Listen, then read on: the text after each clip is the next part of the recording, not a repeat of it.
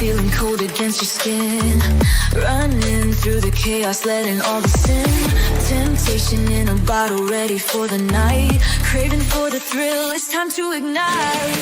Dark desires burning bright, echoes in the dead of night.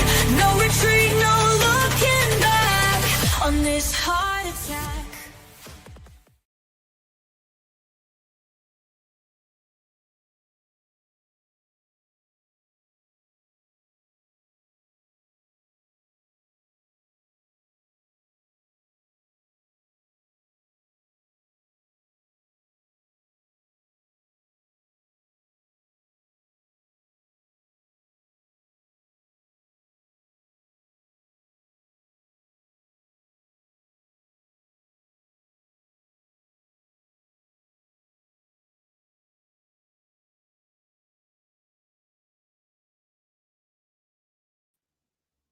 Hey guys, good to see you. I don't know what is going on. It muted me after I tried to talk. How very annoying. I was telling you that today was a very short day in the court, and we were only in there for well, it started at 10:30 and we got out at 12:35. I really thought we are going to run longer than that today, but it was a little short. So I can tell you a couple of things that happened in the court today. Let me get it set up. Let's get set up here. Let me put a photo of Hannah up because I think that's a nice way of doing things. Let me get a photo of Hannah Maguire, not Lachlan Young. We heard some absolutely like they today was all about mitigating circumstances and why the prosecution thinks he should go to jail for a long period of time, and the other side, the defense, were trying to put up an argument as to why he should get some sort of discount in his sentence. And their legal arguments today, the prosecution, I thought, put forward a very good argument on why he should spend quite a majority point of his life in jail. I thought the defense struggled to put up anything coherent in mitigating circumstances for Lachlan. I I think half of the morning was the defense stumbling over they just kept repeating things. They're like, "Oh, he admitted to the crime," and "Oh, he showed some sort of remorse, and he did plead guilty." And at one point, the judge had to say, "Hey, you've already said this before. It's already on record. You said it yesterday, during court. We don't need you to repeat yourself." And I mean, I don't envy his job being a defense barrister. I don't envy his job. I think it would be very difficult, especially in a case like this. You got to try and put up some sort of defense and some sort of you got to work for your client, right? So I don't, I think it'd be a very hard job. And but in the grand scheme of things, what did the defense say that he should stay out of jail for? It's the same sort of things you hear in a lot of cases. Hold on, guys. What is going on? We're having like the tech issues of tech issues tonight. Hold on. Guys, hold on. I have to mute this and I'm going to try and fix this.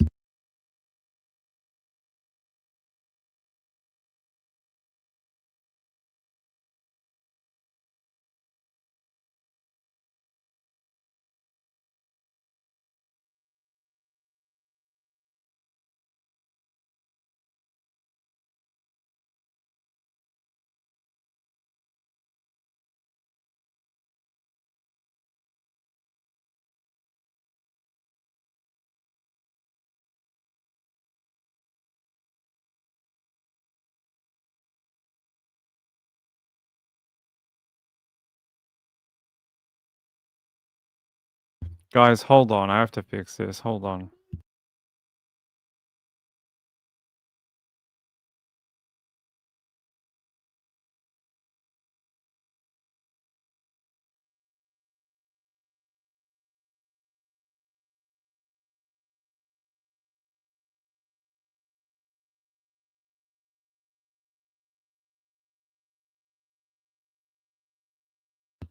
Oi, oi, oi, dramas, hey? Dramas with tech. Dramas with tech today. Um, the mouse just died. It just as I went to start doing and showing and reading, it just completely died of any battery. It's a rechargeable mouse, and it just decided that today, right now, during a live show, was the best time to just not work any longer. All right. Now I'll tell you what was going on with Lachlan. And um Mr. Casement said Young had yeah. So he was basically saying that he had good prospects of rehabilitation and argued that his sentence should be should be taken into account that he's of young age. He did plead guilty, although be it 8 days into a trial. And they talked about this difficult upbringing and emotional dysregulation during the relationship breakdown. I think we heard some of that relationship breakdown between the two of them, where Lachlan called her awful names, like things like, actually, I don't want to repeat it, but I think I said them the other night. He called her very, very horrible types of things. And look, I don't know what you guys think. Do you think that someone who pleads guilty 8 days into a trial deserves any sort of discount? Now, the law says he is entitled to some sort of discount for pleading guilty, but do you think it should be the same as someone who saves a family from having to go to trial, saves them that emotional roller coaster of having to prepare for a trial? If you pled guilty, after you were charged, I think that's a very different kettle of fish than dragging people through an 8-day trial and then pleading guilty, then trying to claim through your lawyer later on that you deserve a discount for being such a good boy and pleading guilty. I don't think so. Ping doesn't think so. And they talk about here about his prospects of rehabilitation. He is a young guy. There's some hope of rehabilitation, I guess. Um, yeah, they also talked about how he grew up in a very alcohol-fueled environment at home, and how some of this might have affected how he saw and dealt with things emotionally, but also like dispute resolution between people. And they were talking about how relationships in the family and how they dealt with things skewed his view of how we do things. Oh, sorry, guys. This cat's back again. Is everything just going to go wrong this afternoon? This cat just clawed my leg. Here, Muffin, go away. Sorry, I don't want a cat on me right now. Um, yes. So they talked about how he there was a very Lachlan claims that he grew up in a house that had a lot of alcohol, and that the word used was alcoholics, but I don't know. So Lisa said it's because you hogged all the pie. Um, sorry about that. Look, I am quite happy to have people come on, do things, collaborate with people. Unfortunately, under no circumstances will I ever bring anyone to the studio. It's a security issue. It's also really tiny. Muffin, go away. It's also really tiny. Like, I really have between here and about here, and it's about this much. So as much as I love you, I you have to get some pie. I'll have to send you some. You won't be able to come here and eat it, unfortunately. We'll have to bring you one to your home. That's what we'll do.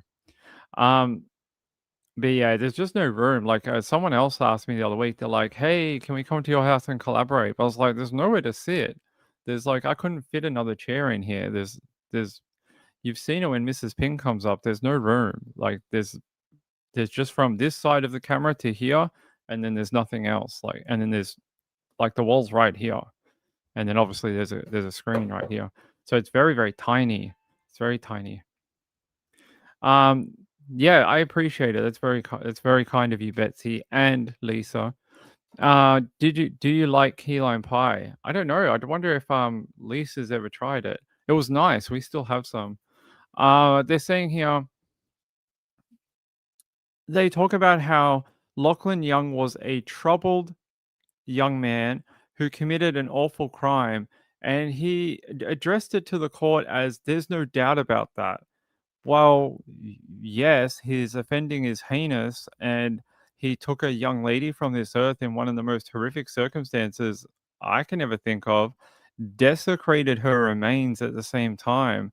You know, we heard about how he manually strangled her in the home that they had bought together. She didn't live there no more, but it was their sort of relationship home.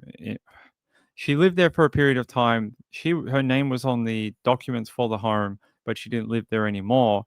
And they're talking about how, yeah, he strangled her in the home, took her out of that property, put her in that vehicle, and set that vehicle alight with a blowtorch. A blowtorch. Took it out, took a blowtorch, set the vehicle alight, and watched it burn. To someone he's supposed to love, this young lady, Hannah Maguire, he's supposed to have at some point in his life have loved this young lady. It's a funny way of showing love and affection for someone to burn them in a vehicle. I don't think that shows love, respect, or affection for anyone. I don't know how you can ever say you ever love that person by doing that. That is not love. And I think that's something we need to make clear in the community that that is not a form of any type of love for anyone. It is it's hate. That's what it is. It's hate. To burn someone like that, it's hate. It's not a spur of the moment. That's one of the other things I was talking about today in the mitigating circumstances. They were trying to say how this was like not premeditated as such, and it was like a spur of the moment thing. Okay, I give it to you if you were the manual strangulation part, but how do you make it not spur of the moment when you had to drive 15 minutes from the property and then like dump the vehicle and set it alight? Isn't that some sort of premeditation? Because you had to think about it, you had to plan it, you had to get rid of her body instead of just leaving it in the home. I don't know. It tells me there's some thinking behind the offending. And yeah. Betsy said he loves himself more. I don't know. I don't know Lachlan. I don't really know what he thinks. I would say the words I heard used today was deliberate and intentional. And they say here that her final moments must have been filled with terror as the offender took her life. He denied her any dignity, even in her death. And I would agree with the prosecution with that, that I think that's the only way you can look at it. And his buddy helped him, his friend. The thing I would talk about as well, there's multiple parts of Lachlan's offending here.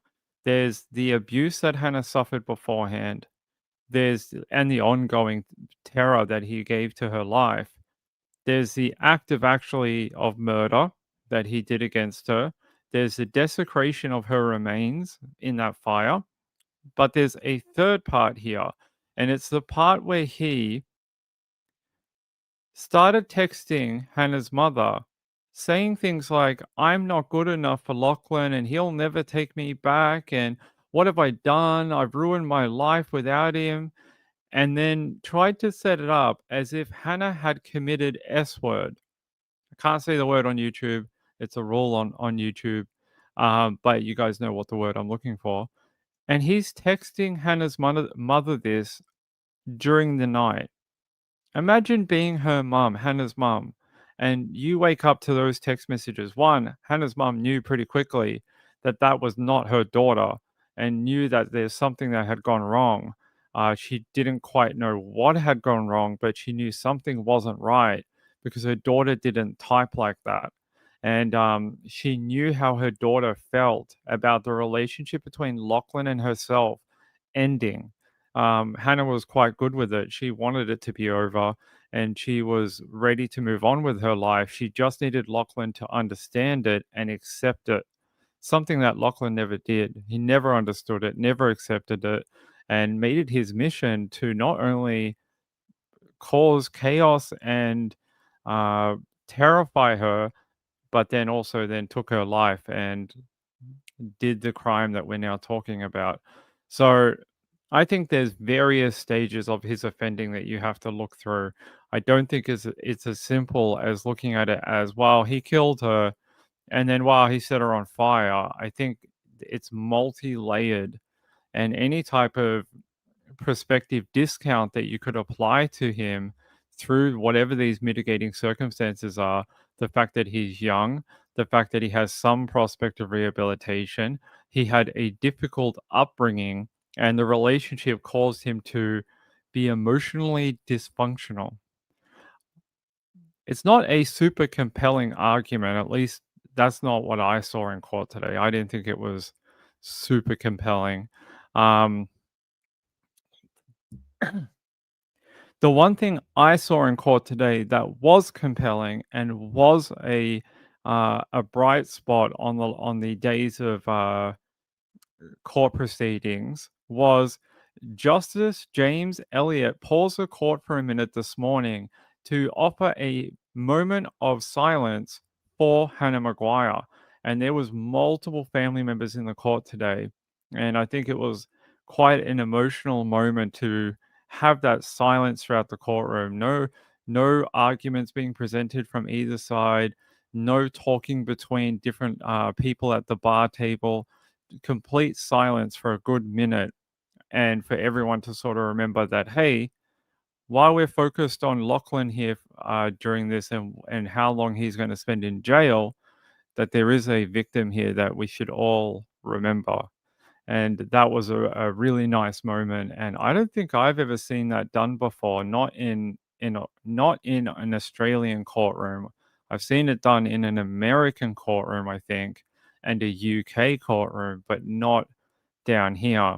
And that was a very powerful moment to sort of remind everyone, hey, we're here for a reason. And the reason is, one, to hold someone accountable, but two, to remember that there's a young woman who was taken from us far too soon from her life. And they talked about it today, how Hannah had many things that she could have accomplished. She's very young. She could have gone on to do any number of things, and that was taken from her family, and she'll never get to accomplish those things now. And that is, you know, part of the tragedy here. So, a very short day today. We're expecting sentencing. I'm just waiting on an update on when that might happen. And they're saying here that even Mr. Casement, that's the defense, described his client's own crimes as awful and his actions afterwards as utterly shameful and callous. And I think that's a good description of it. Um, yeah, so I don't know. Muffin cat, go away. Um, yeah, I don't know what else to tell you except for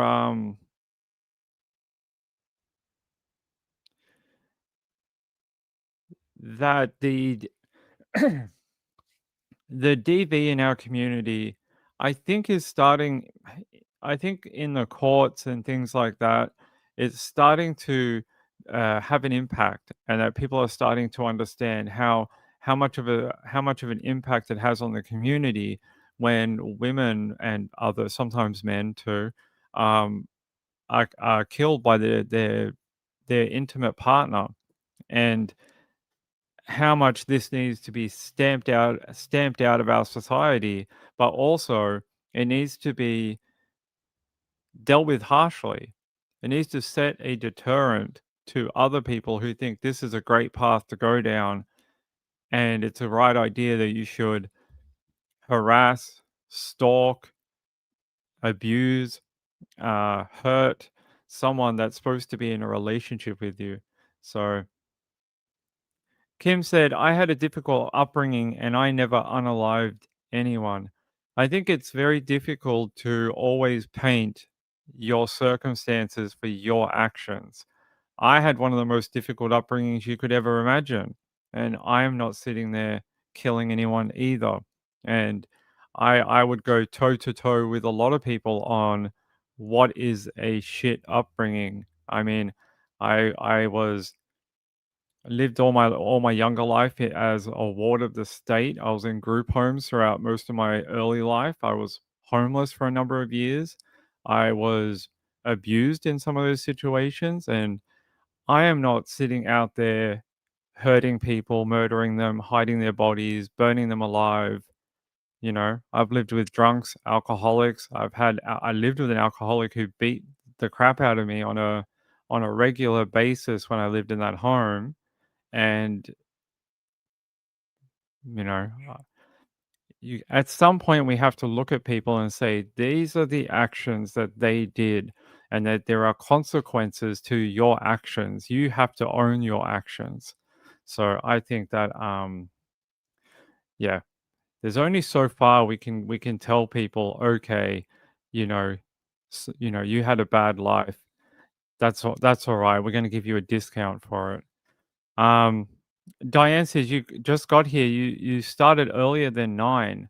Yeah, because Trish ended early tonight. So yeah, his buddy helped him. Yeah. Yeah, I'll talk to you more about Mr. O'Keefe at another time. I can't do it today. I need some clarification on a couple of things. Uh, yeah, well, Rachel said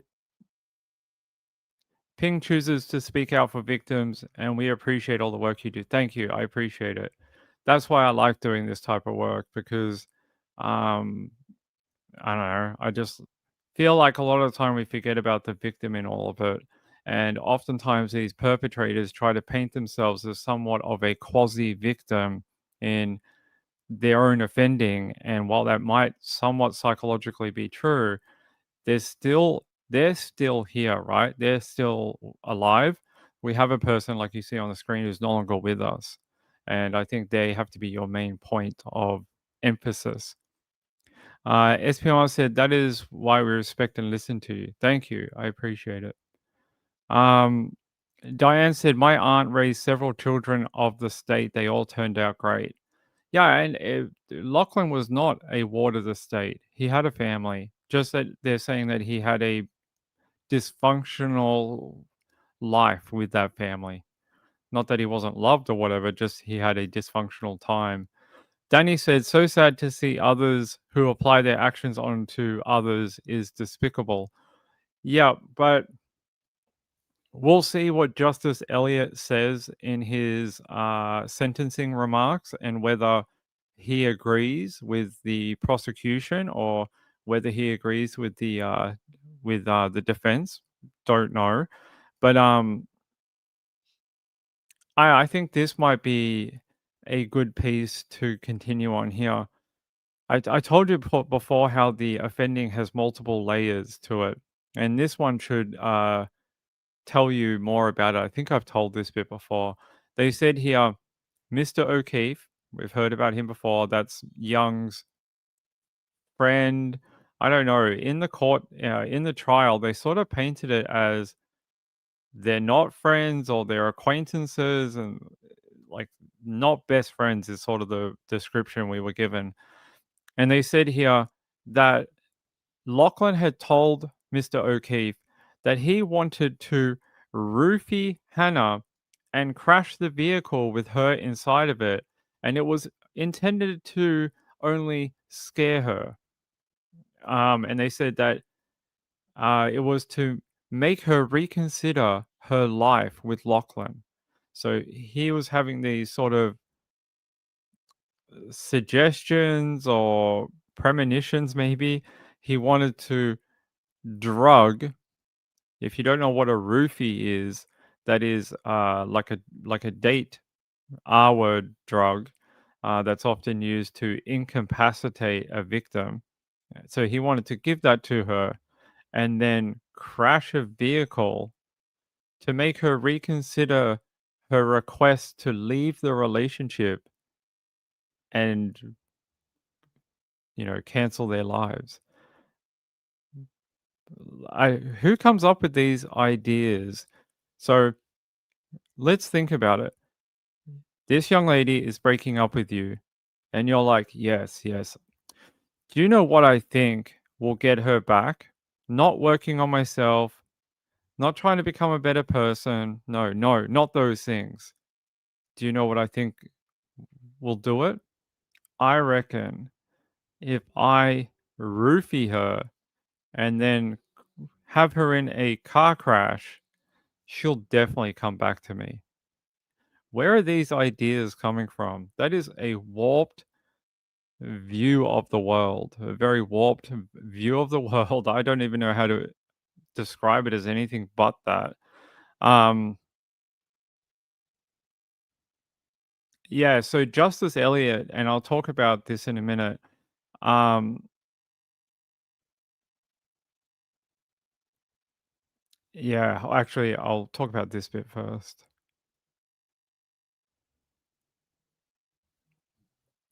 I think I brought this up yesterday, but all that remained of Hannah after it was given back to her family, she was given back to her family, was 13 kilograms of bone and dust. That's all that remained from the fire in that vehicle. 13 kilos. This young lady probably weighed somewhere in the, I don't want to give her a weight, but somewhere in an average female weight, and to only have left of her 13 kilos is not much. Basically, when they talk about desecration of remains, desecration of a body, that is it. 13 kilos. That's all that was left of her. Um, you know, they also talked about today, the prosecution talked about how Lachlan's offending not just the strangulation murder of Hannah, but his offending afterwards with the fire had robbed Hannah's family of a final goodbye. And they were saying in court today how that in itself should be considered something against Lachlan. They wouldn't get to sort of see her one last time. They wouldn't get to say goodbye. They were robbed of even a final conversation with Hannah. And I think that, to me, listening to it in court, that weighed a lot when I heard it. I was like, that is very true. Um, Her family saw her one day. She said she was going to go out to a going away party with friends, and then she ended up going to Lachlan's house or their home, but she didn't live there anymore, and she had lied to her parents about where she was going, and that the next thing they know is she's gone. She's been killed, and she's been in a fire in a vehicle.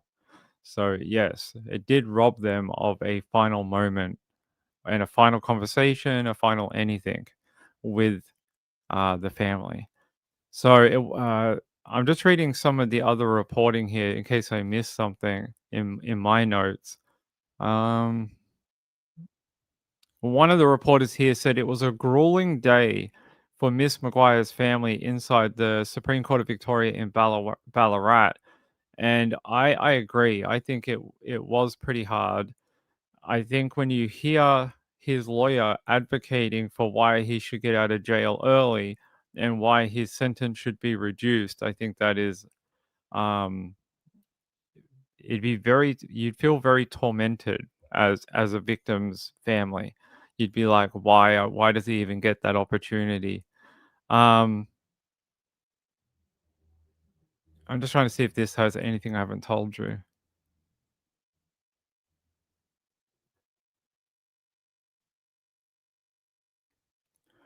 Yeah, I don't want to repeat those words. The court heard. Yeah, I don't think it has anything I haven't told you, but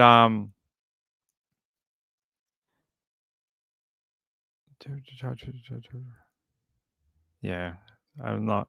Don't think that's worth repeating. Um, so I can tell you that in a statement read to the court by the police officer who charged Mr. Young, Mr. McGuire, that's Hannah's father, described his daughter as the light of my life and said that she was kind, understanding, and full of potential. She would have been at that young age, yes. He continued and said, "The accused took everything away from her and from all of us. As her father, I was supposed to protect her, supposed to be there to guide her. Instead, I had to bury her. Hannah did not deserve to die. Her life mattered, and our pain and loss and broken hearts deserve justice."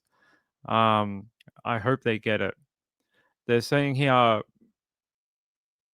Miss McGuire's mum said she hoped every day for the rest of Lachlan Young's life that he would experience the most intense pain unimaginable or imaginable. I hope every day for the rest of the accused's life he experiences the most intense pain imaginable, she commented to Young. While I commend people who can offer forgiveness, unfortunately for the accused, I am not one of them. I will never forget and I will never forgive. I think that's a very strong statement. Very strong statement. Um, yeah, not only did the accused take Hannah's life, but he also attempted to elaborately cover up her death, setting her body on fire, treating her like discarded trash. He even sat for a moment to watch her burn. I think that's a good point from that journalist. That was a good way of writing that. Um, Chipmunk said, should be increased, not reduced. Well, I think in my viewing of the court today, I thought the prosecution put forward the stronger argument, but I don't know what the Justice Elliot will do. That's just my opinion from watching it. I thought the prosecution were very concise in their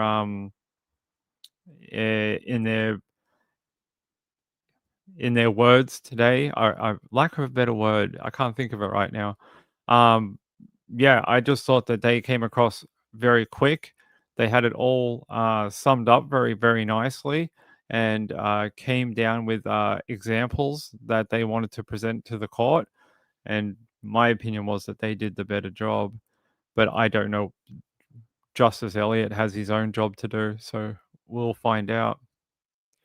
Sally said, let's talk about Hurricane Melissa. All right, give me 1 minute. I just want to finish this up and then we'll talk about the hurricane. Um, see if I have anything else here for you.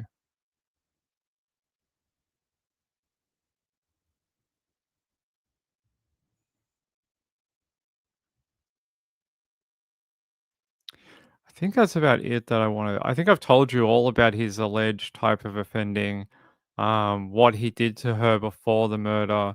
Um, like, one of the things I remember from the trial, and this has stayed with me, is that at Hannah's work, she was a teacher's aide, right?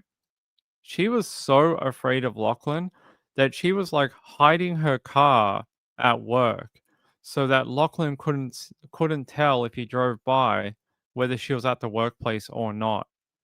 That has always stuck with me since the trial. And I don't know why that particular part of it. I think cuz it demonstrates how frightened she must have been in what he might do. And there was an example, if I'm remembering correctly from the trial, there was an example where um, he had found her after work and then was like trying to drive her off the road and was beeping and speeding and tailgating her, and it frightened her severely. But the fact that she had to tell her work friends that she had hidden her car because of Lachlan at work, I think that just shows you that she was petrified of him. And that's to me that's the thing I keep remembering from the trial is that one little sentence and then the bit about the him chasing her in the car.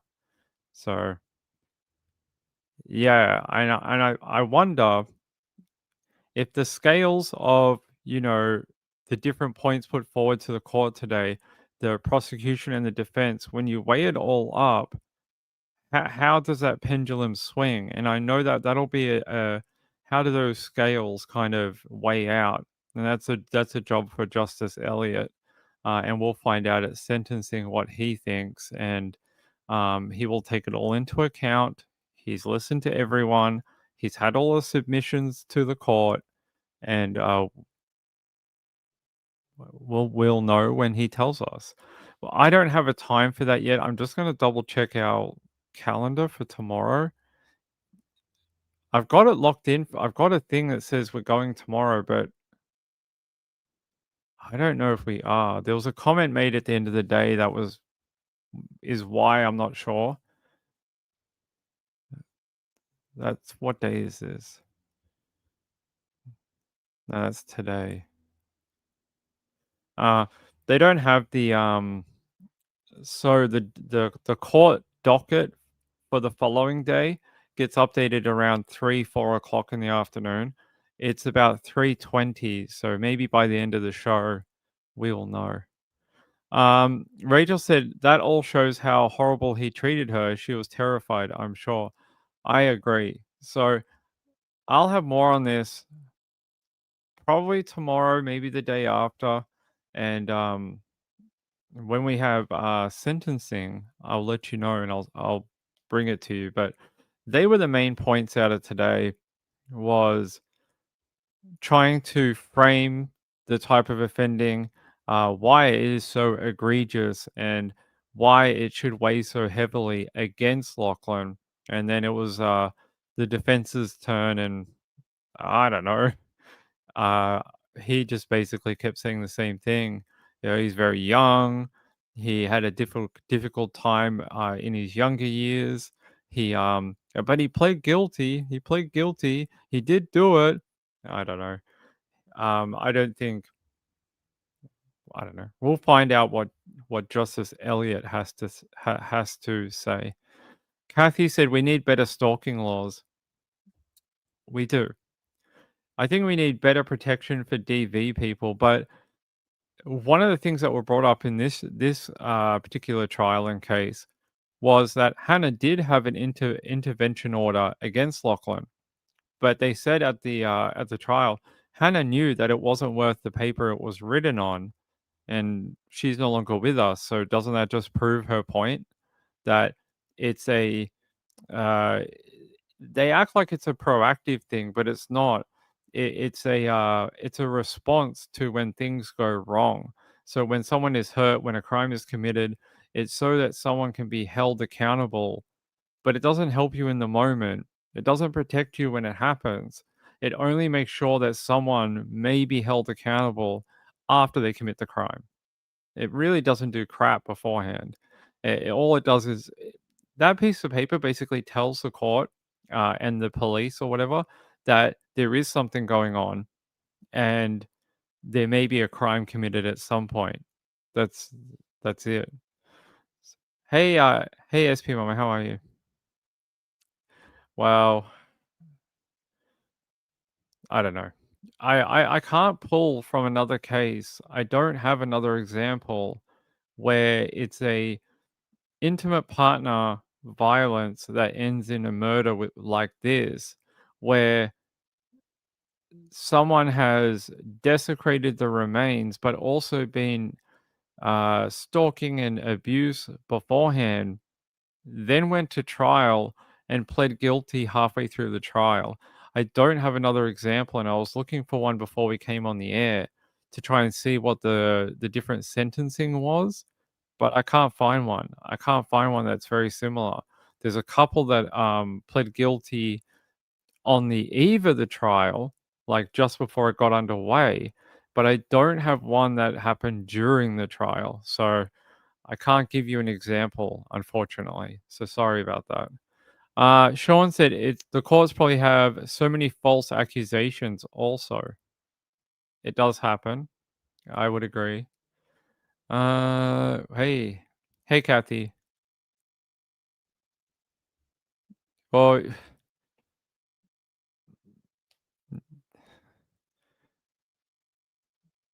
Yes, I agree women should be allowed to have pepper spray, and I think women should be allowed to own a firearm if they want. I think that's fine. Um, or a taser. I think women should be allowed to have tasers. Um,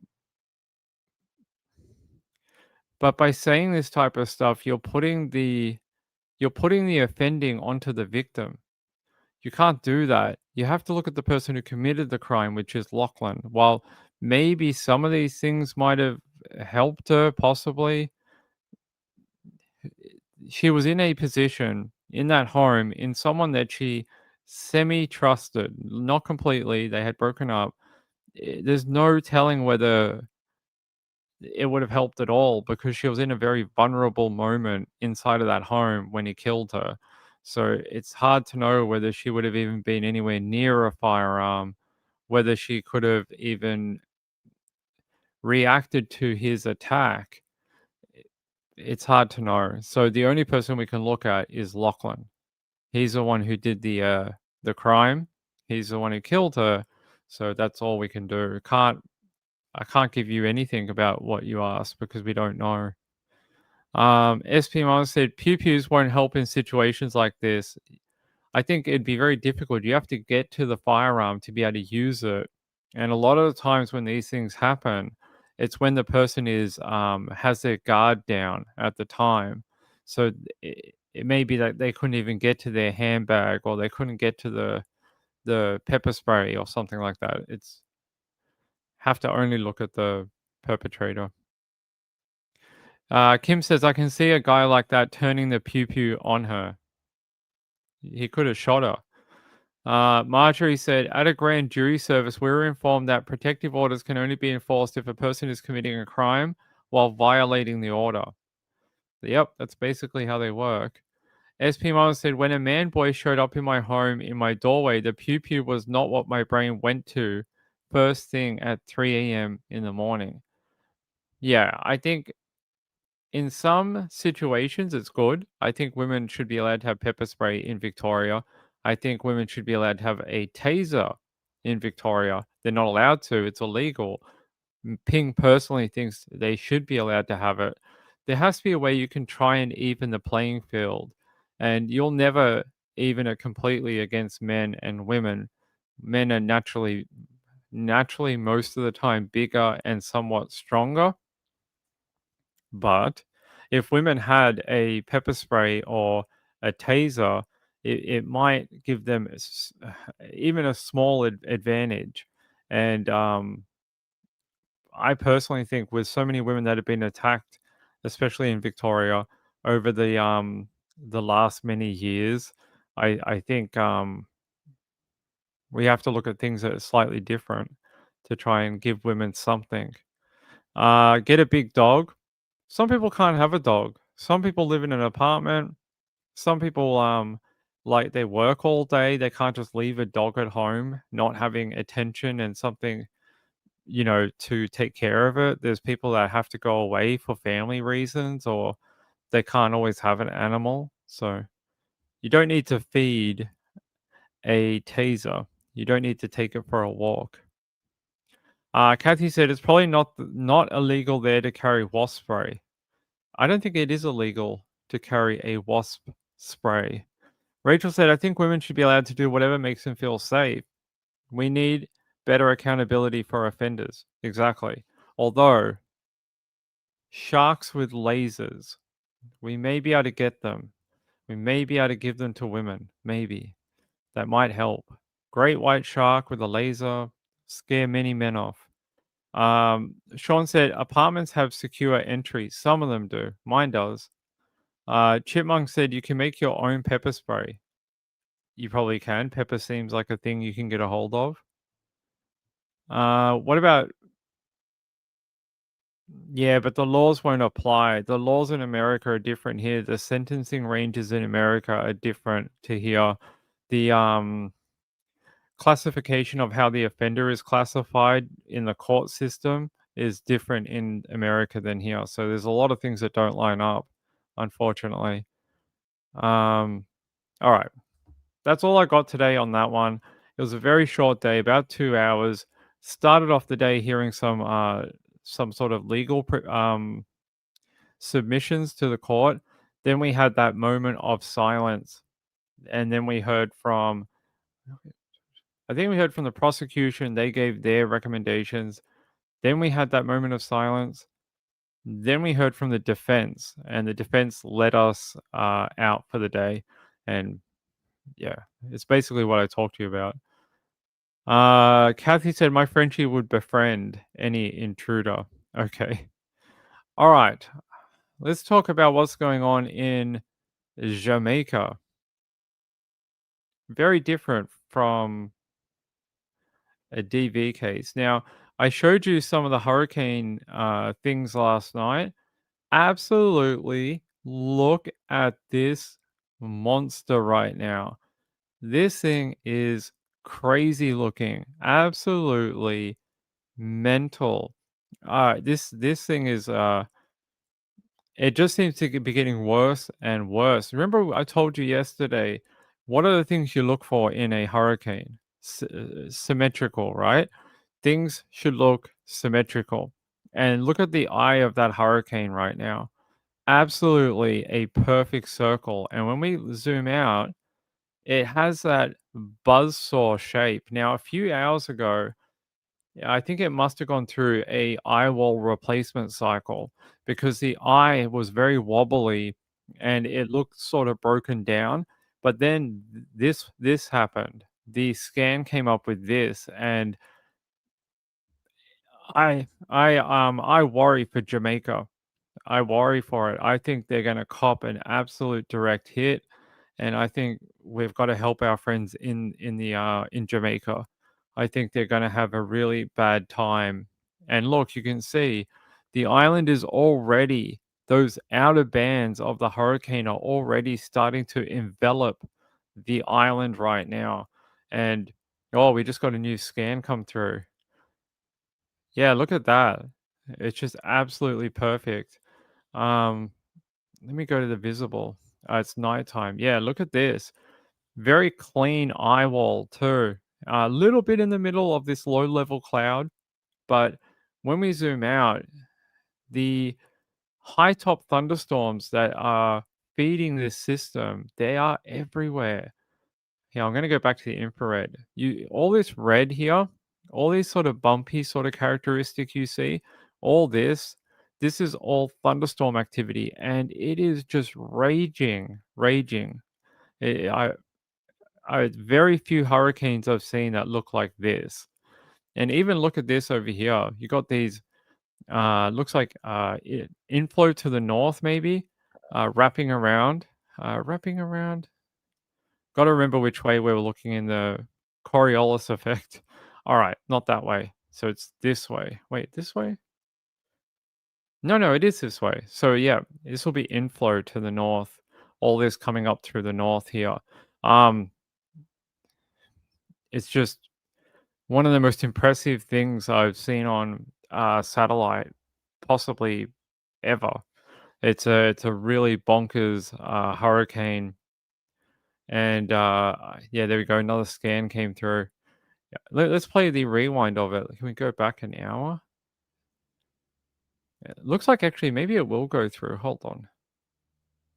There we go. We're playing it now.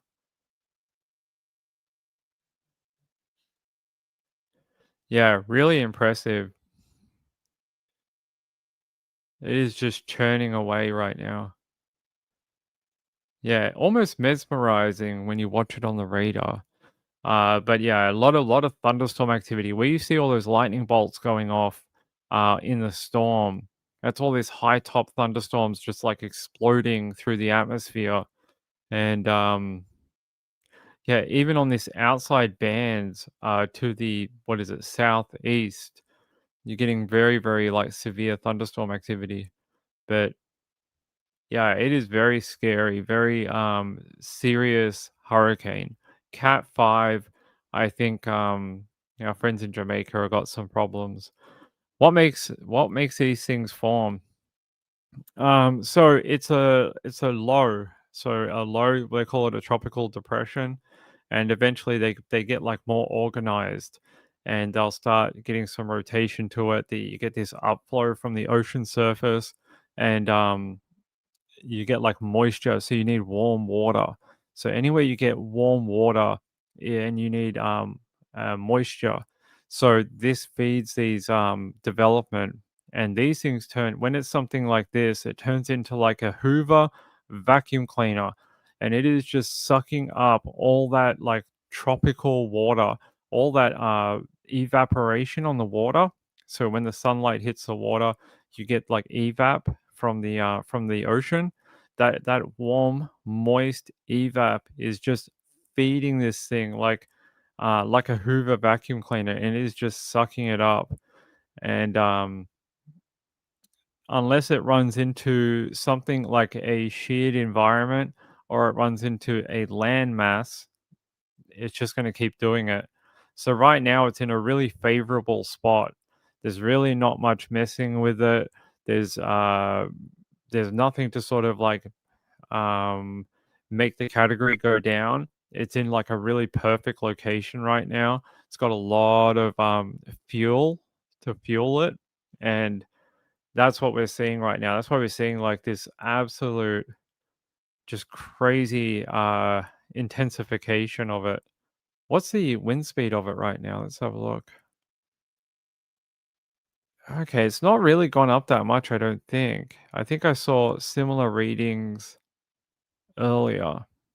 I'm just trying to see if we get a high point or not. Ah, 290, I think we saw on here. Okay. Might have gone up a little bit by like, 5% or something. But yeah, it's when you see this just absolute perfect ring. That is what you're looking for with a high end hurricane. Let me go back here. Can we get a forecast up? So where's it looking to go through now? Let's have a look. Zoom out. Okay, so it looks like it's going to head through this part of the island. See, the other day it thought can't see with all the cloud cover. Hold on.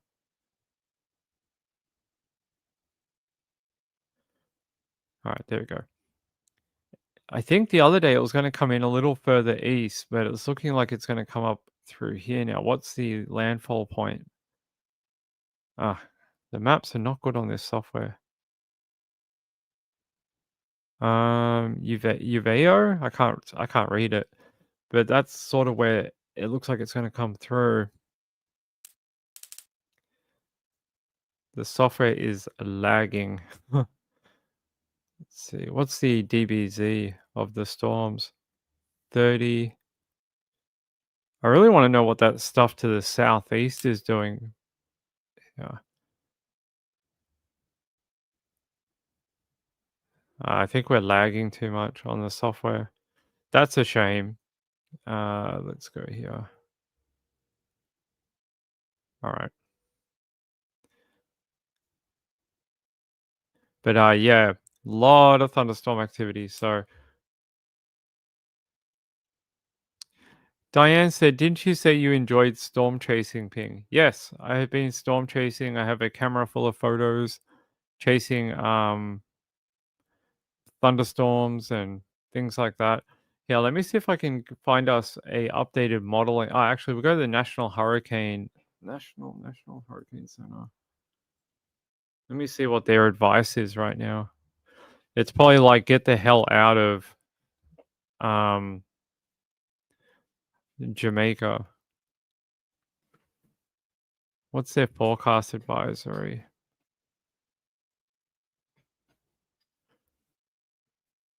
Is they saying here they're saying they're expecting the hurricane to turn towards the northeast with an increase in forward speed expected on Tuesday, followed by a faster northeastward motion on Wednesday and Thursday. And they're saying so it's going to start turning north and going north. They're saying maximum sustained winds right now are 175 miles per hour or 280 kilometers an hour with higher gusts inside of the hurricane. Melissa is a Category 5 hurricane right now. Some fluctuations in intensity are likely before Melissa makes landfall on Jamaica. However, Melissa is expected to reach Jamaica and southeastern Cuba as an extremely powerful major hurricane and will still be at hurricane strength when it moves across the southeastern Bahamas. And yeah, I would say that sounds about right. I would think that it will probably make landfall as a Cat 5.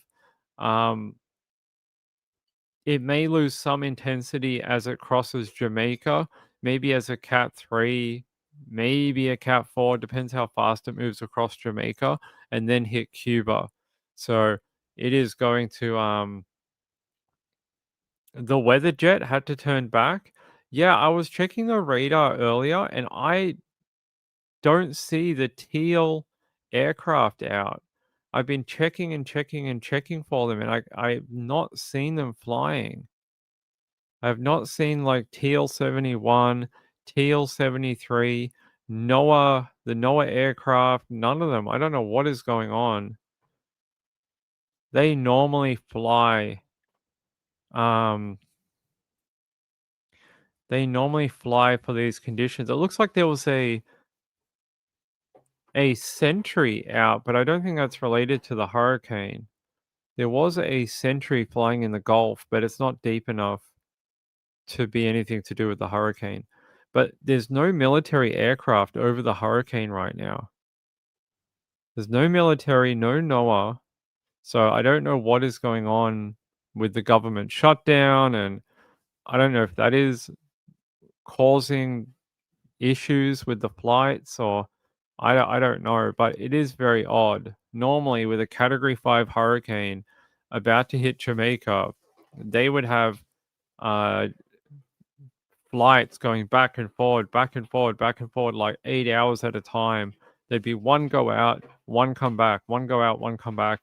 Sometimes they even fly together, and you have the NOAA aircraft on the outside of the hurricane, and then the C-130 Weatherbird that goes through the hurricane. But I haven't seen them.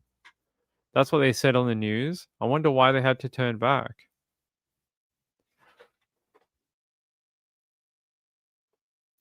SP1 said, where in the world are Jamaicans supposed to go? Batten down the hatches, get away from the coastline. That'll be the big thing. Get away from the water. The number one killer in hurricanes, water, storm surge. And especially with the Category 5, you do not want to be anywhere near the coastline. It'll be intense. It'll be unpredictable. There'll be no power. It'll be pitch black. And you won't be able to see what you're doing. I don't know about you, but to me, being stuck somewhere where there's no light and there's water that is increasing around you sounds like a nightmare. I don't want to be anywhere near that.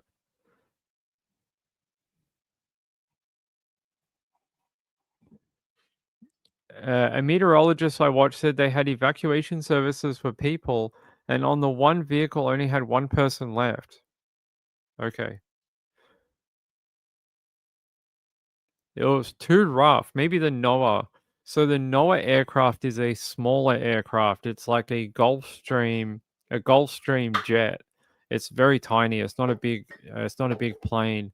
The Weatherbird is a much larger, like Hercules aircraft.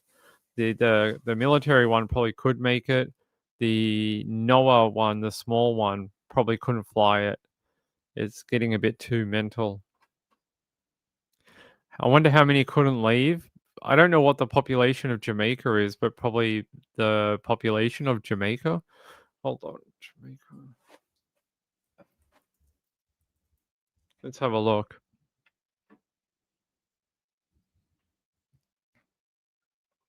Yeah, I'm going to take you to KHOU. They've got a tropical update for you. Paul, Chief Meteorologist here at Channel 11. And we just wanted to step in here at 8 o'clock and give you a live, complete update on what's going on with Hurricane Melissa. Latest update just came in from the Hurricane Center about an hour ago. So I've got updated pressure, wind speed. It has strengthened during the day today. If you're just getting an update Now, the hurricane has winds gusting to 215 miles an hour. It is the strongest hurricane that we have ever seen in the Atlantic this late in the season, and it will end up being one of the strongest landfalling hurricanes ever when it makes landfall in Jamaica tomorrow morning. So we'll go over all the particulars, wind forecast, and everything you need to know from Melissa here as we move along this evening. List of names, there's Melissa, gone Cat 5, did that early today. It joins Umberto, Gabrielle, and Aaron as 4 major hurricanes. I love that Hurricane Aaron was a Category 5. That made me. I shouldn't laugh, but it made me laugh back a few months ago. I don't want to play all of this, but you guys can hear what he's saying. It'll be the strongest Category 5 or strongest hurricane ever to make landfall in that area when it does make landfall. That is a scary proposition considering how many severe hurricanes have gone through that area in the last 50 years. Imagine that, the strongest ever to make landfall. They're saying here, in relation to Jamaica, 15 to 30 inches of rain expected across Jamaica, with additional rainfall of around 12 inches for southern Hispaniola through Wednesday. 30 inches of rain. It's like not even something I could make a visual of. They're saying life-threatening storm surge is likely to be along the south coast of Jamaica late tonight and on Tuesday. Peak storm surge heights could reach between 9 to 13 feet above ground level, near and to the east of where the center of Melissa will make landfall. This storm surge will be accompanied by large and destructive waves. There you go. All right, they're still saying Montego Bay is still the exit point for the hurricane, and they are looking at storm surge of between 2 and 4 feet as it exits Jamaica. And they're saying storm surge in Cuba will be 7 to 11 feet above normal tide levels and near to the east of where the center of Melissa will make landfall. The storm surge will be accompanied by large and destructive waves. In the Turks and Caicos Island on Wednesday, they're looking between 4 and 6 feet of storm surge. So there is a lot of people that are going to have a really bad time. I don't know what to tell you except for it is not going to be fun. I'm not sure what is going on with my links right now. Hold on. No, that's not the one we want. We're looking for the forecast cone. This is the latest one from the National Hurricane Center. So it's looking like 8 p.m. on Tuesday, it'll exit Jamaica. So it's looking like, how far away from Jamaica are we? We're not that far. We're not that far, especially if they're saying the winds are going to start picking up and the forward speed of the hurricane is starting to get faster. So 11 p.m. today. So it's actually going to move. Here, I'll show you. This point here, so it's going to be up here by 11 p.m. So in about 7 hours from now, my time, it's going to be halfway between where it is right now and Jamaica. So probably morning time tomorrow for me, it'll probably be making landfall, which is, if it's 5 a.m., maybe like 1 p.m. Eastern in America tomorrow, 1 p.m. Eastern, something like that. Tomorrow afternoon for you guys. Tomorrow afternoon. Yeah, they're all in the firing line. Yeah, you probably can't. I would be surprised if you can get a plane to take off right now with how bad the winds are that are coming towards the area. Yeah, I'll show you. If we go to the airplane map, there are no real planes flying through the area right now. Look, it's empty. Where the hurricane is, everyone is flying around it. There's no flights out of Jamaica right now. Look, there's no one even on the tarmac right now. It is completely isolated right at the moment. Everyone's flying to the west of it, either to the west or the far east of it. And the reason they're flying this far east is because of that big group of thunderstorms that are coming up north on the east side of the hurricane. There's all that really intense thunderstorm activity. So they're all flying to very far away from it. You can see they're taking this route all through here, and then there's a route coming up this side too. But in the middle, there's no one there right now. And if we go to military, let's filter that. There's no military planes out. It's very strange. There's this one here, but they did this. I don't think this is a I don't think that is the same type of plane that we need. So yeah, no planes out.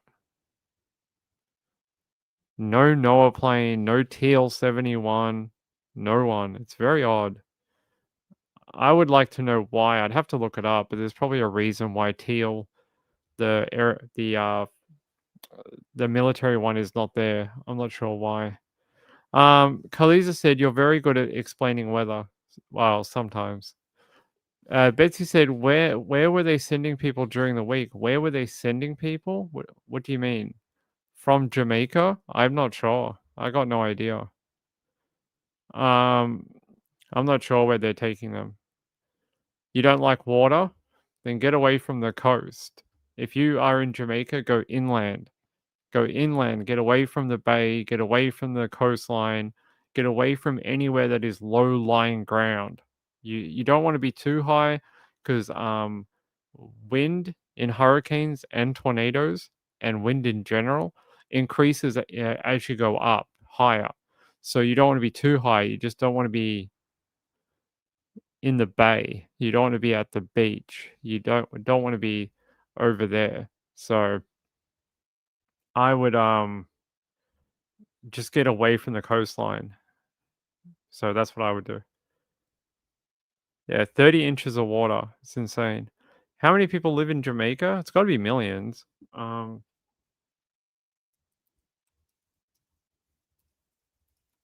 It's got it. 2.8 million people live in Jamaica. So there's 2.8 million people at risk of this hurricane right now. So a lot of people that need help. A lot of people in Jamaica. 2.8 million. That is a lot of people who are going to be having a bad time in the hurricane. Yeah, Jamaica. Wonder if we can see any live cameras from Jamaica right now. Yeah, let me have a look. Jamaica hurricane. Wonder if we can find a live cam of the area. There's got to be a live camera in Jamaica somewhere.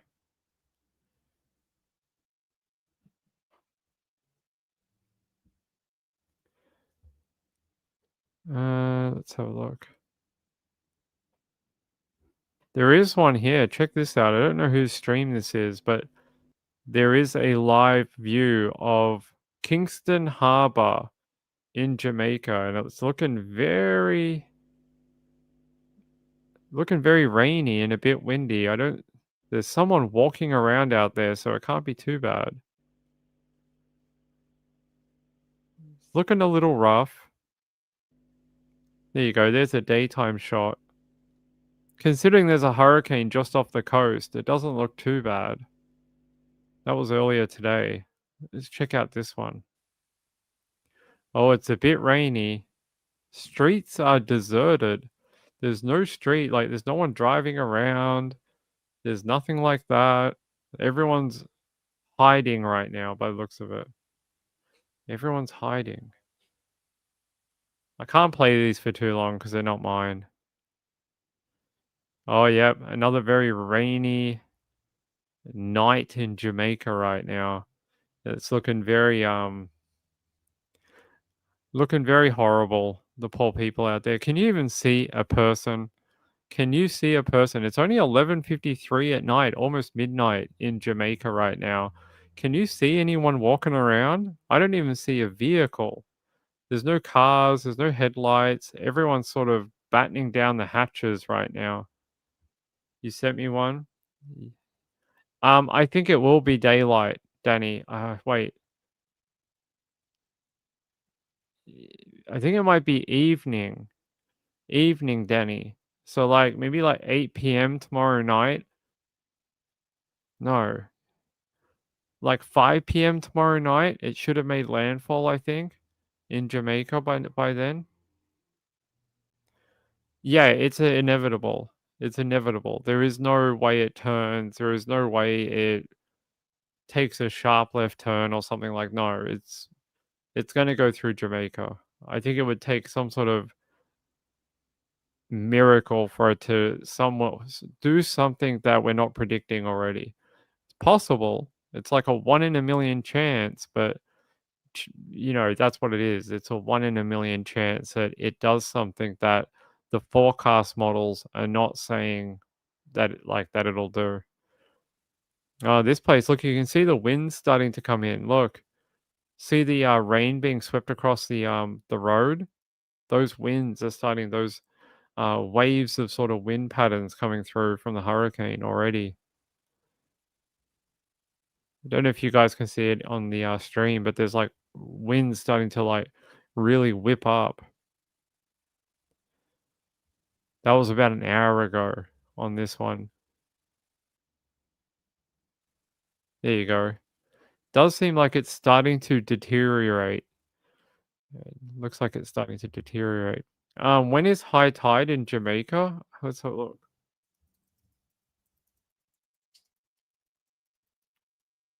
Let's have a look. 7:59 p.m. today. There's 2 high tides each day, approximately 12 hours and 25 minutes apart. So 7 a.m. in the morning, there'll be a high tide.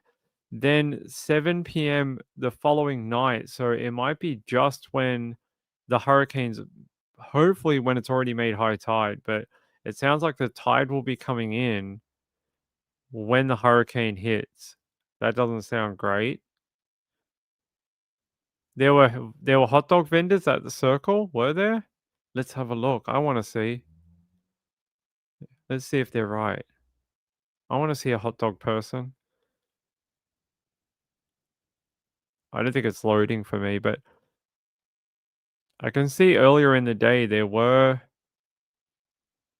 people. I don't know about a hot dog vendor. It's not showing me one, but I believe you. Oh, there we go. That was earlier today with people, and looks like a police car coming through. Come on, police car, show us. It looks worse now. During the day, it wasn't too bad, but look at it now. It's starting. That rain is starting to come in. The winds are starting to pick up. So yeah, there you go. Look at that. That battering wind is now picking up for Jamaica. So SP1 said, we have weird night clouds here in Montana. I hate those weird night clouds. Who said they can ever happen? I hate those weird night clouds. Yeah. What are you sending me, my friend? Okay. We can have a look. Halfway tree. I think we looked at this one already. Hey, people in the chat over on that Jamaican one. There you go. It's very rainy. There's a lot of rain. Doesn't look as windy over here. Wherever this one is, it's not quite as windy as the circle roundabout one. The roundabout one was a lot more like torrential wind, but this one's not as bad, but maybe just as rainy. So I can't play too much of it. We'll get in trouble. But there you go. You get a bit of a look at it. I don't think they're free to use, unfortunately. Yeah. So there you go. You like weird night clouds? All right. You can like weird night clouds. All right, let's go here. Let me see if we have any updates. All right, that's a good one. Let's do some true crime for a minute, and then we can go back to the hurricane. The arrest warrant issued in case of woman found dead in South Loop stairwell. If we can unpause this. Update in a story about a mysterious death that we have been following closely for the past year. 36-year-old Caitlin Tracy was found dead at the bottom of a stairwell in the South Loop 1 year ago today. And just this afternoon, authorities in Chicago issued an arrest warrant for her husband, Adam Beckerink, and accusing him of murder. They allege that he threw her over a 24th floor railing inside this building. Now, Beckerink was recently sentenced to 3 months in jail and probation in Michigan for domestic abuse involving Tracy, which happened at her home in New Buffalo. We're going to bring you much more details on this breaking story as soon as we learn more. And you can always check the NBC Chicago app for updates as well. Hold on, let me find more about her. Get off my screen. Yeah, let me fix this.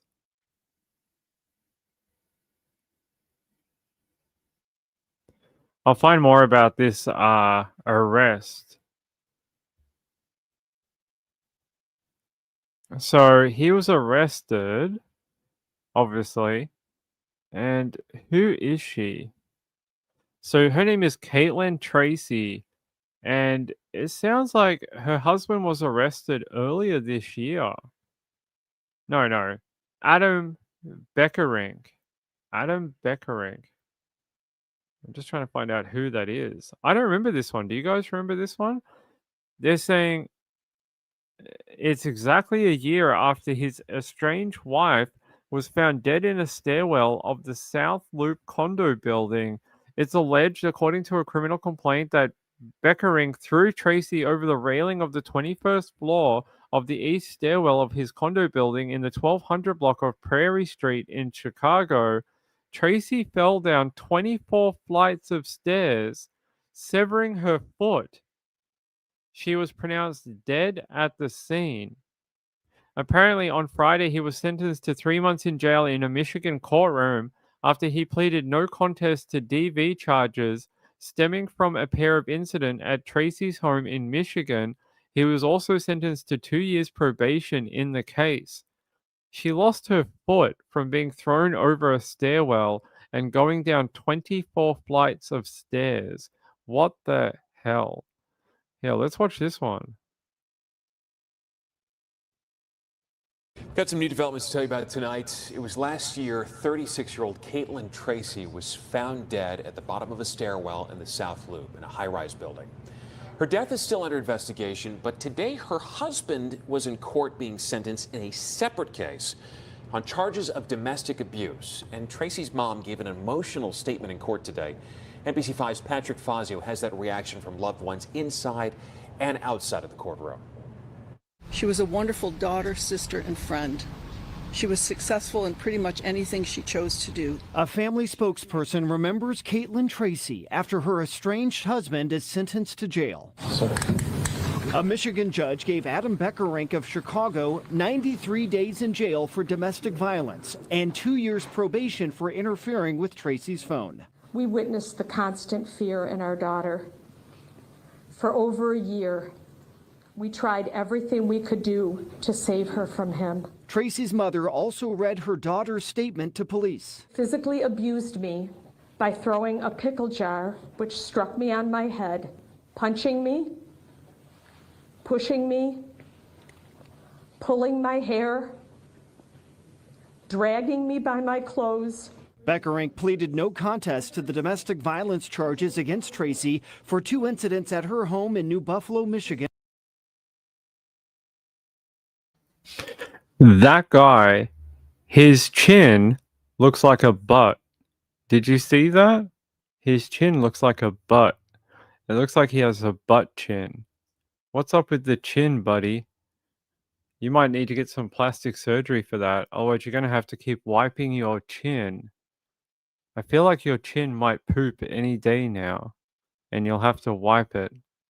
That is, it's a very strange chin. Almost like someone threw an axe at him, and it was caught in his chin. Yeah, this guy's a piece of crap. Too many DV charges. Let me see. So he was charged today, finally, in the death of his wife. Threw her over a freaking railing. Oh, I just feel like we read too many of these stories. 24 flights of stairs and severing her foot. What an awful way to go. What a terrible way to die. I mean, it's always a terrible way to die, but I mean, you know what I mean. I want to take you back to when this first happened, back in November. November? Yes, November 2024. I want to take you back to when this first happened. Actually, I think it was before then. Hold on, let me get the correct date.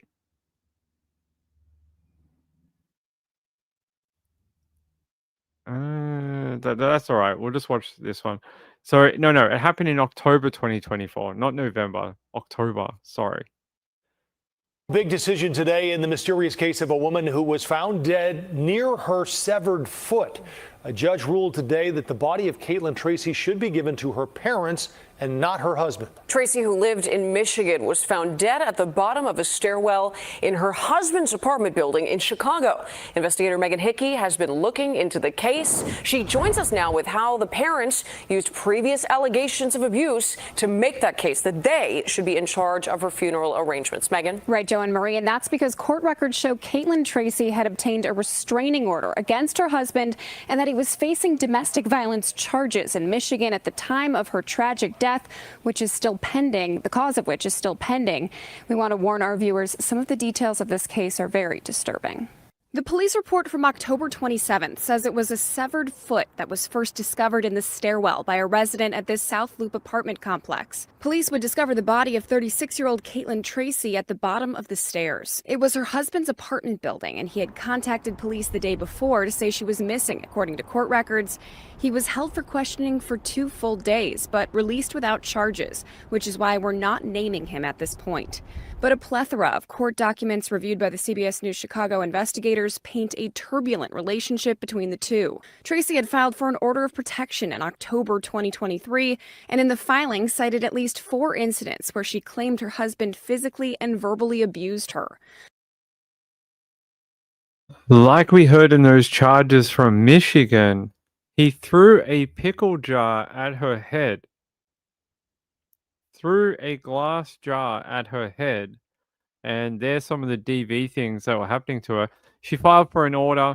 Again, like we said before, doesn't stop them from killing you. It just means that somebody might be held accountable if a crime is committed.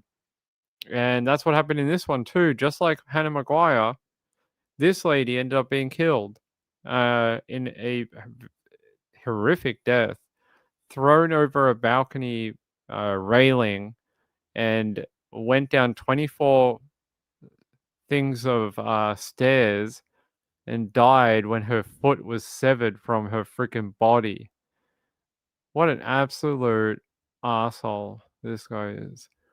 Here he is, Mr. Butt Chin. Mr. Butt Chin. Here we go. Look at that chin. You should feel disgusted having that chin, sir. Sir, that should be taken off. You should have to warn the public about that. You should have to wear a warning sign around your neck. You should have to have like flashing lights when you go into public. You know, people might be offended. You might have to tell people whether your butt chin has pronouns. You're going to have to tell, is it a he? Is it a she? Is it a they? You're going to have to let us know. All right.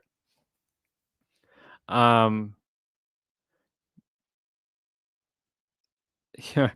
During Monday's hearing, his lawyer insisted his client is the absolute opposite of a fugitive from justice. I don't think that's true.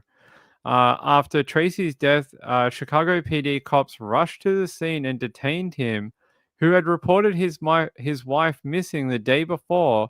They released him after 48 hours without filing any charges. Well, now a year later, he has been charged with that murder of his wife.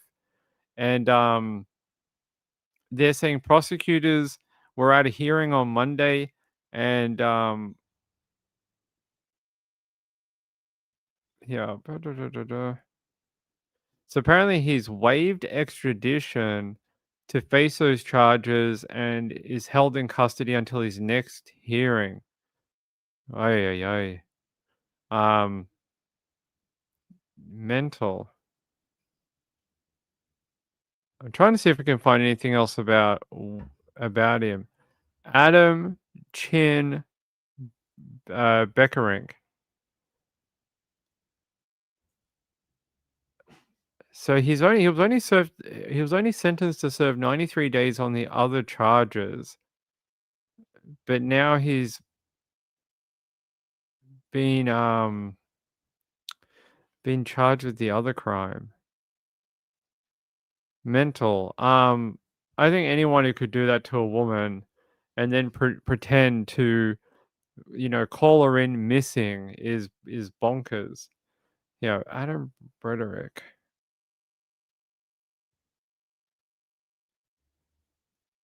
Apparently is this body cam video?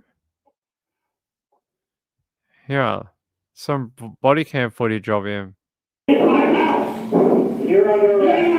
The screams of a husband charged with domestic abuse captured on police body camera video echo through a Berrien County, Michigan courtroom. Pinned to the floor by police officers, Adam Beckerink wails for help as his wife, Caitlin Tracy, lays nearby on the bed in tears. This was August 19th, 2024. Somebody called 911, I heard you yelling for help. It was Tracy who had called for help, pleading again for police intervention from a husband she'd sought protective orders against. A New Buffalo police officer testified it happened repeatedly. We seek justice in all of our domestic violence cases, regardless of whether a victim is able or willing to come forward and testify. Obviously, I always feel like we always get that body cam footage from a few months before they're actually murdered. And it's always something super dramatic like that. And little did we know how her life would end a few months later. But they all feel like missed opportunities.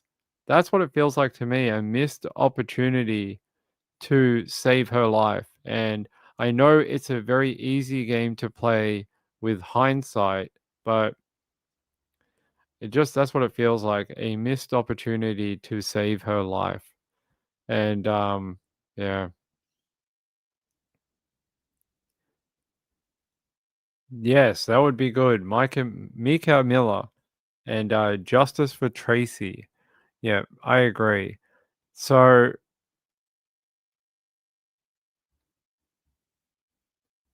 I'm just trying to find more information on what happened here. Wait, was he charged with the murder? Is Ping just talking absolute crap?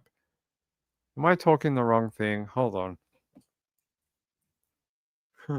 I'm just making stuff up. No, yeah. So a Chicago man was charged Monday with killing his estranged wife a year after she was found dead in a stairwell of his condo building, and a week after he was sentenced to 3 months in jail after pleading no contest to DV charges. Yeah, so there we go. Sorry, I'm right. I'll get there in the end. So yeah, he has been charged in her death. Thank the world, thank the Lord. Yeah, let's hope we can get him on that. She deserves her day in court. Same with her family. It's just brutal. I don't know. I bring it back to Miss McGuire's case. This guy is twice the age of Lachlan Young. What is his excuse for hurting her? Is he going to say he's had a bad life? Is he going to say he's just a young man who didn't know any better. Really? This guy's like 40. What is his excuse for hurting that woman? I'd like to know, because it doesn't seem like he has many. What is he going to bring up? That he's got prospective rehabilitation? Really? Because if you spend 30 years in jail, you'll be an old man by the time you get out. I'd like to know how that works. Yeah, what does it say here? All right, just that she was found dead. How horrible for the tenant, too. A tenant found Tracy's severed foot, which led to the discovery of her body. She had also suffered severe trauma, including multiple head and rib fractures. Ay, ay, ay. 24th floor of the building's east stairwell. I hope they get him for everything. I hope they get him for everything that he's spends the rest of his life in jail. They're saying here that they were only married for about half a year, and that they had moved to a new home in New Buffalo before and during the marriage. Her parents said she had stayed with them for a period of time, fearing that Beckerink would hurt her. Her parents said in the end the coercive control he had over her was too great, and she was lost, and we feared for our safety, the safety of our other daughter, our son-in-law, and our young grandson. So there you go. Another story of coercive control, not from a young man this time like Lachlan Young, from someone who is almost or is near their 40s and should. He's 47. She was 36 at the time of her death. And he's an almost 50-year-old man. What are you supposed to tell? What is he going to tell the court for, at the end of the trial or whatever? Oh, I had a hard life. Bro, your life is almost over. You're 50. You ain't 18. You're way past midlife crisis. Come on. And what are you going to tell people? Well, like, what other women have you hurt? If you're 50 years old, you must have dated other people beforehand. So did you hurt them too? If not, then why was she so special? What made her so special that you felt like hurting her? Yeah, these men, seriously, they can all get effed. Um, I'm just trying to find if we can. Yeah, here. Let's go to ABC7 in Chicago. This is from a week ago before he was charged. On new contempt of court charges and sentenced to more than 3 months in jail for domestic violence and contempt charges after pleading no contest to abusing his wife, Caitlin No, Tracy. it's too quiet. I'm not going to play it. It's way too quiet. What's with the quiet audio? Everyone's got quiet audio. I'll leave that one there. What else can we go to? All right.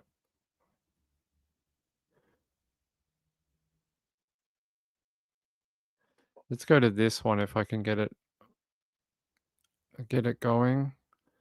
Apparently, a guy who pleaded guilty to the fatal stabbing of an 18-year-old has committed more crimes, shockingly.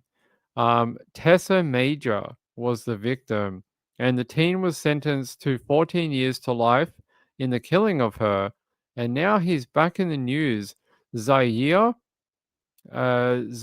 Davis was 13 when he was one of 3 teens arrested in the attack on Majors, but not one of the ones who delivered the fatal blow. They're saying he's now back behind bars on charges that include attempted murder in connection with a gang-related shooting into a crowd of people in Harlem. And they're saying court records show he faces nearly a dozen new charges now in adult court, and each one of them are violent charges. So this guy who got a light sentence because he was 13 in a different murder case is now back in court. So he stabbed to death a Virginian teenager called Tessa Majors, and got off lightly at the time because he was not an adult. But now they're saying He's back in the freaking jail. See, apparently a teenager who served little time in juvenile detention for his role in the death of a freshman is now behind bars on Rikers Island after shooting at a crowd and biting the arm of a counselor while imprisoned.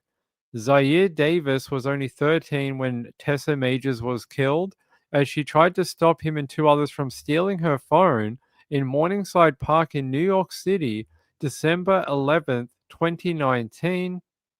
And um, they're saying Davis pleaded guilty to first-degree robbery after admitting to handing Rashawn Weaver the blade that was used to stab the 18-year-old in the heart after the killer dropped it.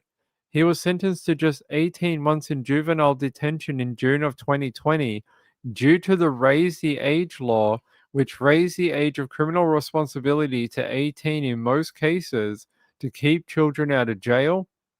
He was soon released from jail but found himself in trouble again. He was charged with attempted murder and placed in Horizon Juvenile Detention after he and two others allegedly fired shots into a crowd in Harlem in April of 2023.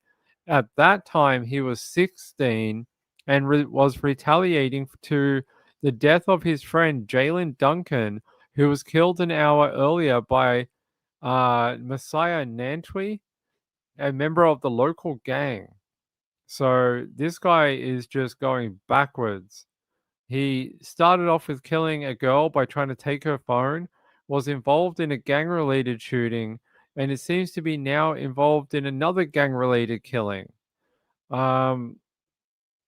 Geez, got a gift from the judge in the Tessa Majors one, and has now gone on to hurt a number of other people. That is a sad indictment. Yeah, I'll show you the original one from back when this happened in 2020.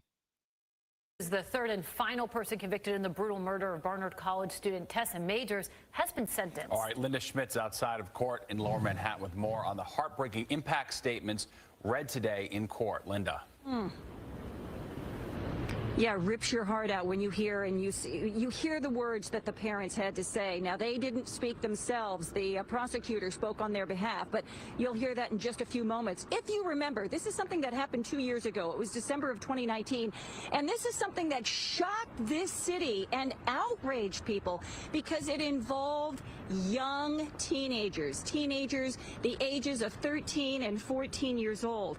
Now, Tessa Majors herself, she is the victim. She was 18, and she was a freshman at Barnard College. She had gone for a walk in Morningside Park in December of 2019 when the three boys jumped her. They were ages, as I just said, 13, and then there were two 14-year-olds. They robbed her of her phone. They had planned this attack. They had gone to the park, they had testified, to rob somebody. And Tessa Majors ended up being their target. Rashawn Weaver, now, he is the person who was charged with stabbing her multiple times, and he did plead guilty last month. He was sentenced today to 14 years to life in prison. Tessa Majors' parents were in court. They wrote a victim's impact statement, which was read on their behalf by the prosecutor. But it said in part, the only person who knows what it's like to be murdered early on the evening of December 11, 2019, by Rashawn Weaver and two cohorts is Tess Majors. And she isn't here. She is not in this courtroom, or attending a class, or playing music, or laughing with friends. She no longer exists on planet Earth. She is gone, and she is gone forever.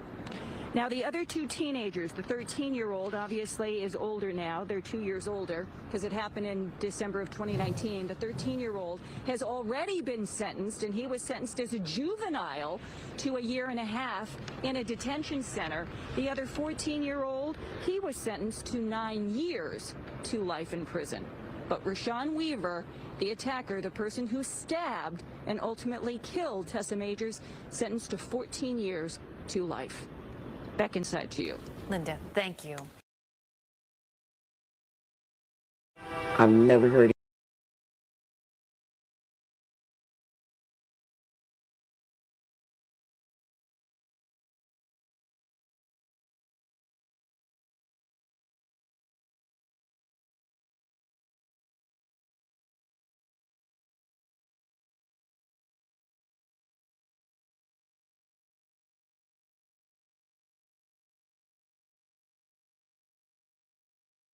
All right, sorry about that. I was looking up the new court day for tomorrow. They just put out the schedule for tomorrow.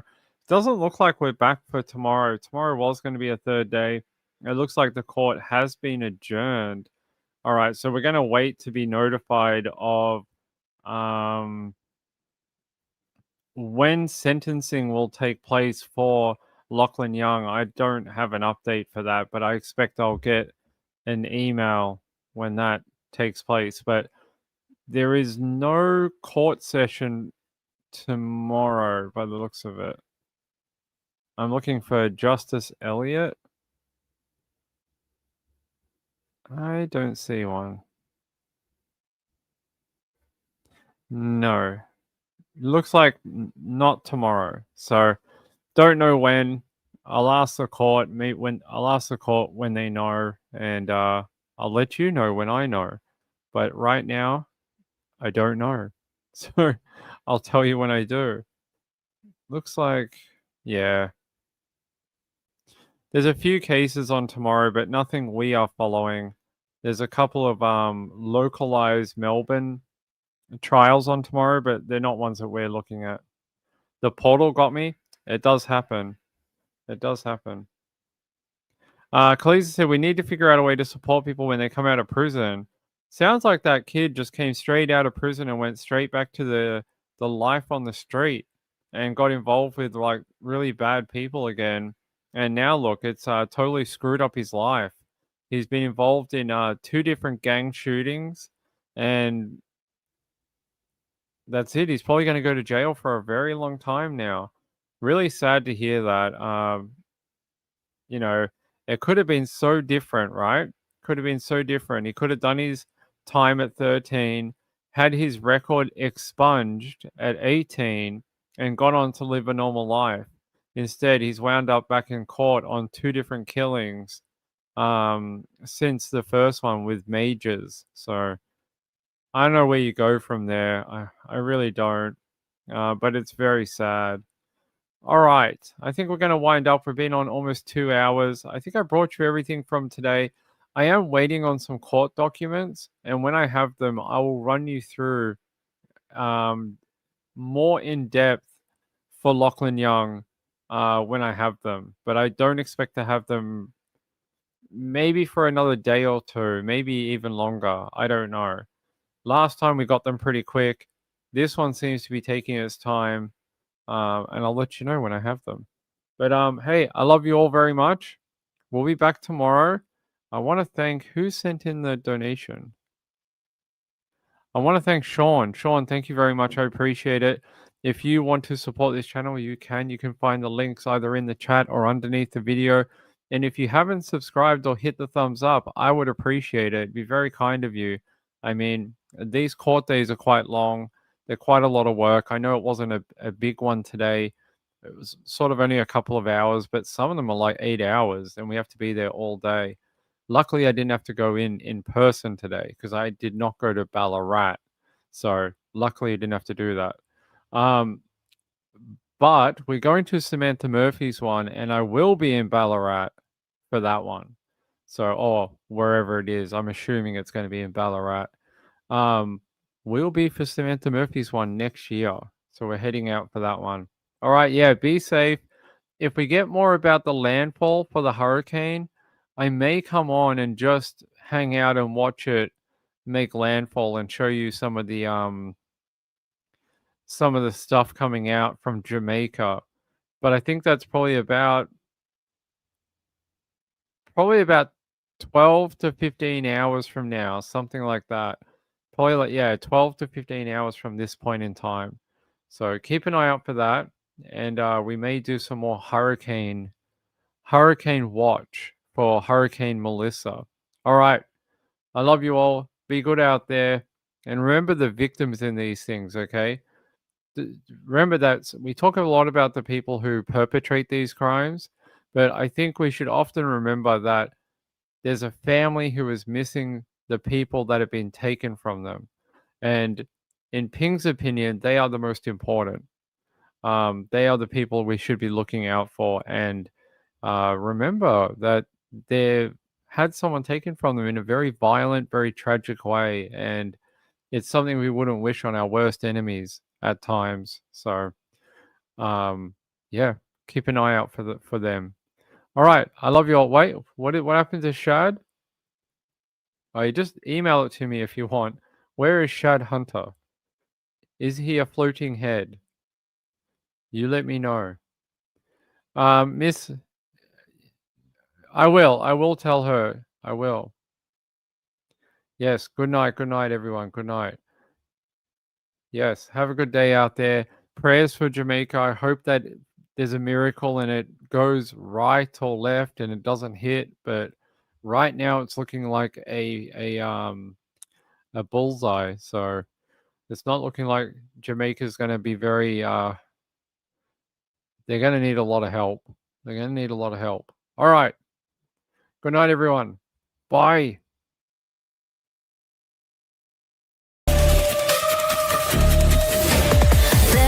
Jacket feeling cold against your skin, running through the chaos, letting all the sin, temptation in a bottle, ready for the night, craving for the thrill, it's time to ignite, dark desires burning bright, echoes in